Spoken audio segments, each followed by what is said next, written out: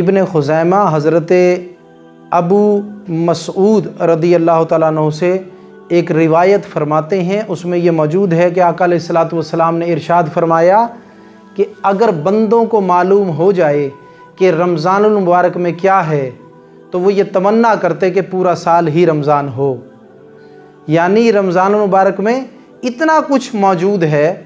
کہ انسان یہ چاہے، اگر اسے پورا معاملہ پتہ لگ جائے ثواب و اجر کا، نیکیوں کا، اس کی فضیلتوں کا، تو وہ چاہے کہ پورا سال ہی رمضان ہو۔ یعنی ایسا مہینہ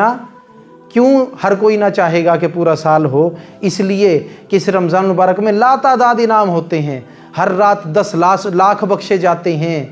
اور 29ویں رات کو اللہ ساری راتوں کے برابر اتنے ہی اور آزاد کرتا ہے، اور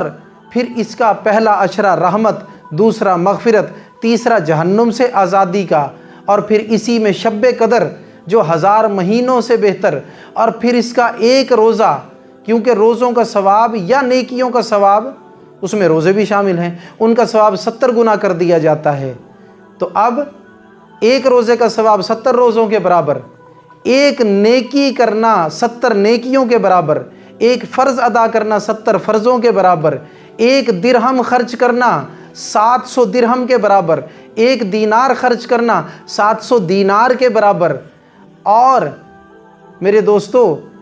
جہنم سے آزادی کے پروانے بھی اسی مہینے میں عطا کیے جاتے ہیں، اور اللہ تعالیٰ جنت کے دروازوں کو بھی کھول دیتا ہے، اور اس مہینے میں جہنم کے دروازوں کو بند کر دیتا ہے، اس مہینے میں اپنی رحمت کے دروازوں کو کھول دیتا ہے، اس مہینے میں آسمانوں کے دروازوں کو کھول دیتا ہے، اور اللہ تبارک و تعالیٰ اس مہینے میں لوگوں پر اپنی خاص نظر رحمت فرماتا ہے، اور جن پر وہ نظر رحمت کرتا ہے ان کو کبھی پھر جہنم میں داخل نہیں کرتا۔